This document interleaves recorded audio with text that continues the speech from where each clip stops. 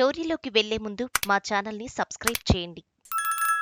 YCP rebel MP Raghurama Krishnam Raju 2019 ఎన్నికల ముందు వరకు గోదావరి జిల్లాలో కొంత తప్ప ఎవరికీ తెలియరు అని అంటారు. అలాంటి ఆయన 2019లో వైసీపీ నుంచి గెలిచిన తరువాత తొలి 6 నెలల్లో జగన్ మీద తిరుగుబాటు చేసి విపక్ష కూటమికి కేంద్ర బిందువు అయ్యారు.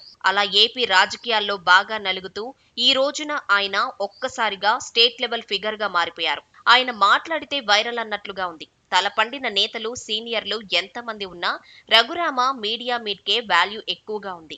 ఇక ఆయన టీడీపీ గెలిస్తే ప్రభుత్వంలో కూడా మంత్రిగా చేరుతారని అంటున్నారు. ఆయనకు నర్సాపురం ఎంపీ టికెట్ ఏ కారణం వల్ల తప్పిపోయిందో తెలియదు కానీ ఇప్పుడు ఆయన ఎమ్మెల్యేగా గెలిచి కూటమి అధికారంలోకి వస్తే మినిస్టర్గా వస్తే ఆ దర్జా వేరే లెవెల్ అని అంటున్నారు. ఇదిలా ఉండగా ఏపీలో అనేక ప్రతిష్టాత్మకమైన సీట్లు ఉన్నాయి. వాటిలో ముఖ్యమంత్రి జగన్ పులివెందుల, చంద్రబాబు కుప్పం, పవన్ కళ్యాణ్ పిఠాపురం, నారా లోకేష్ పోటీ చేసిన మంగళగిరి గురించి అంతా మాట్లాడుకుంటున్నారు.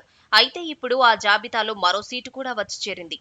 అంతేకాదు బెట్టింగ్ బంగారాజులు అక్కడ కూడా బుకింగ్ ఓపెన్ చేసి కోట్లలో పందాలకు రెడీ అయిపోయారు. ఉండిలో రఘురామ గెలుపు మీద పందాలు కాదట, ఏకంగా ఆయన మెజారిటీ మీదనే కాస్తున్నారు. అంటే రఘురామ గెలుపు ఫిక్స్ అని ఆయన అభిమానులు హర్షం వ్యక్తం చేస్తున్నారు.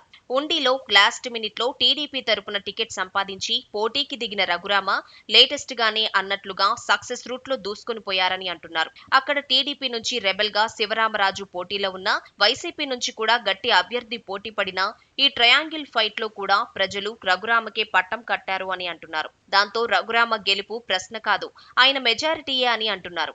అలా ఆయనకు వచ్చే మెజారిటీ ఎంత అన్నదాని మీద వీర లెవెల్లో బెట్టింగ్లు కడుతున్నారని అంటున్నారు. ఇవి కాస్త ఇప్పుడు పెరిగి ఏకంగా 35 కోట్ల దాకా చేరాయని అంటున్నారు. ఇంత పెద్ద మొత్తంలో బెట్టింగులు రఘురామ మీద కాస్తున్నారు అంటే ఆయన ఇమేజ్ అమాంతం పెరిగిందని అంటున్నారు. రఘురామ 10,000కు తక్కువ లేకుండా గెలుస్తారు అని బెట్టింగులు కొన్ని జరుగుతుంటే ఆయన 15,000 పైదాటి గెలుస్తారని మరోవైపు బెట్టింగులు జరుగుతున్నాయి.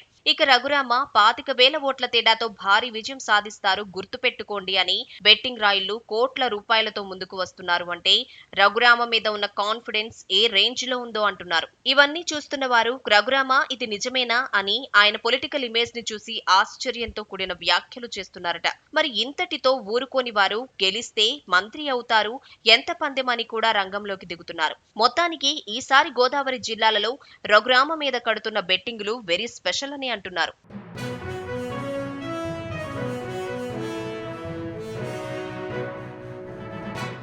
స్టోరీలోకి వెళ్లే ముందు మా ఛానల్ని సబ్స్క్రైబ్ చేయండి.